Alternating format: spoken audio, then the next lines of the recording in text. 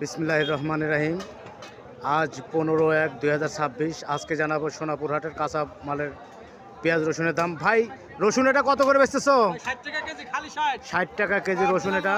আর এই পেঁয়াজ নতুনটা পেঁয়াজ নতুন 50 মুড় কাটা, 50টা মূল কাটা। আর এই ভাঙা পেঁয়াজ এটা কত? ভাঙা রসুন 60 টাকা কেজি, এটা 60 টাকা কেজি। আলু আলু 25 টাকা কেজি, আলু 25। আদা আদা 40 টাকা পোয়া, আদা 40 টাকা পোয়া। কাঁচামরিচ কত করে বেচতেছো? কাঁচামরিচ 30 টাকা পোয়া, কাঁচামরিচ 30। টমেটো টমেটো টমেটো 60 টাকা কেজি। গাজর গাজর গাজর 40। সোনাপুরহাটে কাঁচামালের দাম।